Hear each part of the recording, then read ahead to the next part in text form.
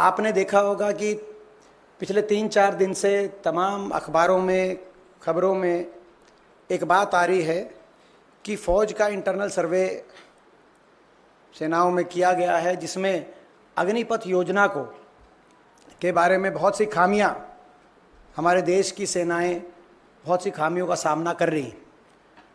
और इन खामियों को किस तरीके से ठीक किया जाए उसके बारे में अलग अलग अटकलें इन जो इंटरनल सर्वे, जो आर्मी का इंटरनल सर्वे जिसको कोट करके सारे अखबारों ने ये अपनी खबरें प्रकाशित करी हैं, उसमें कुछ बातें निकल के आई हैं कि जिन कदमों पर मंथन किया जा रहा है कि ऐसे कदम उठाए जाएं कि अग्निपथ योजना की जो खामियां हैं उनको, त्रुटियों कैसे दूर किया जाए, जिसमें उदाहरण के तौर पे कहा जा रहा है कि 4 साल से बढ़ाकर अग्निवीर का टेन्योर 7 साल किया जाएगा, या 25% रिटेन करने की बजाय 60 से 70% अग्निवीरों को रिटेन किया जाएगा, या जो ट्रेनिंग पीरियड है वो 24 हफ्ते से बढ़ाकर 37 से 42 हफ्ते किया जाएगा। ये 3 बातें निकल के आ रही हैं खामियों के अलावा कि ये ऐसे कदम उठाए जा सकते हैं, इन पे मंथन हो रहा है। तो सबसे पहले तो भारतीय राष्ट्रीय कांग्रेस स्पष्ट करना चाहती है कि ये स्कीम, अग्निपथ योजना, अग्निवीर भर्ती की योजना, पहले दिन से हम कहते रहे हैं कि पूर्णतः ये योजना ना देश हित में है, ना देश की फौज के हित में है, ना देश के नौजवान के हित में है, ना देश की सुरक्षा के हित में। और हमारी पहले दिन से मांग रही है कि इस योजना को रोका जाए और फौज की पक्की भर्ती दोबारा से शुरू करी जाए। और ये जो पार्शल रोल बैक की जो ये बातें आ रही हैं मीडिया में, हम इस तरह के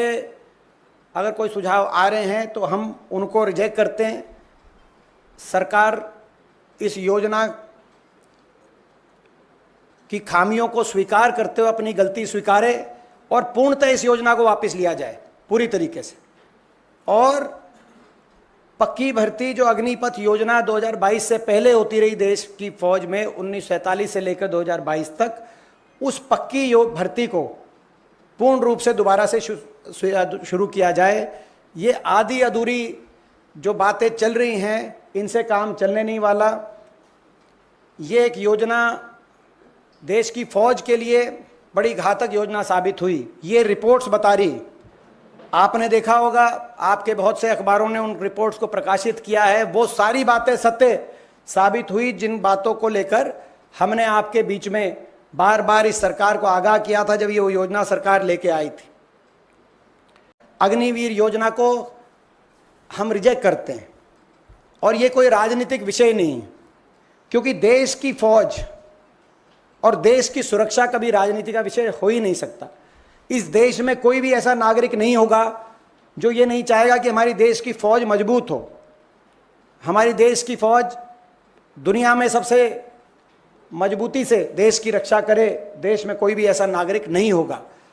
इसीलिए, और ना ही कोई राजनीतिक दल ऐसा होगा। तो आज इस पूरी तरह स्कीम को स्क्रैप करके पक्की भर्ती को दोबारा से शुरू करें, ये हम मांग इस सरकार से करना चाहते हैं। और आपने देखा भी होगा, चुनावों के नतीजे भी ये दर्शाते हैं, जो राज्य, जो प्रदेश जहां से ज्यादातर हमारी देश की फौज आती है,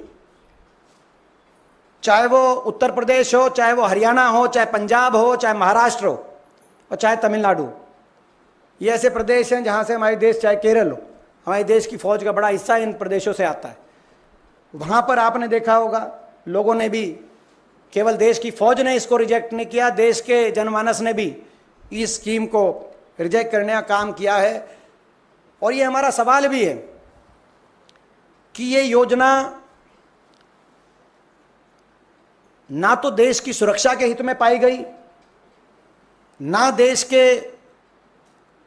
नौजवान के हित में पाई गई,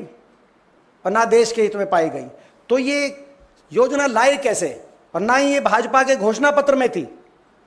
ये कोई भारतीय जनता पार्टी या किसी पार्टी के घोषणा पत्र में नहीं थी। और इसको, योजना को लागू करने की मांग भी देश में कोई नहीं कर रहा था, ना फौज कर रही थी, कहीं देश का कोई नौजवान कर रहा था, ना भारतीय जनता पार्टी के घोषणा पत्र में ये योजना थी, ना देश का कोई वर्ग कह रहा था अग्निपथ योजना लेके आओ। तो ऐसे में सवाल ये उठता है, ये भी आज आपके माध्यम से हम पूछना चाहते हैं सरकार से, कि सरकार ये बताए कि ऐसा घातक सुझाव किसके, ना सिर्फ इस योजना को वापस करे, लेकिन सरकार ये भी बताए किसके सुझाव पर ऐसी घातक योजना जो देश की फौज को के लिए नुकसानदायक साबित हुई, सरकार लेके आई। क्योंकि आपने देखा होगा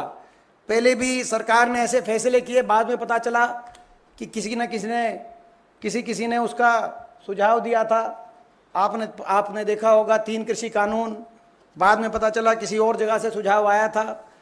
और आपने देखा होगा नोटबंदी सुझाव कहीं और से आया था। तो ये अग्निपथ योजना का सुझाव कहाँ से आया, ये भी सरकार सार्वजनिक करे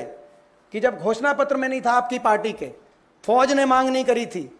देश में किसी वर्ग ने कहीं से इसकी मांग नहीं उत्पन्न हुई थी, तो ये किसके कहने पे योजना ये लाई गई, ये भी सार्वजनिक किया जाए। हम मांग करते हैं, देश की फौज हमारे देश का गौरव, एक ऐसी फौज जिस पर हम सबको गर्व है और जिसने हमेशा देश के तिरंगे को ऊंचा रखने का काम किया है। देश की फौज वो फौज है, पक्की भर्ती से नियुक्त वो फौज। देश के 75 साल के इतिहास में उस फौज पर और फौज की भूमिका पर और फौज के शौर्य पे कोई प्रश्न चिन्ह नहीं लगाया जा सकता। 75 साल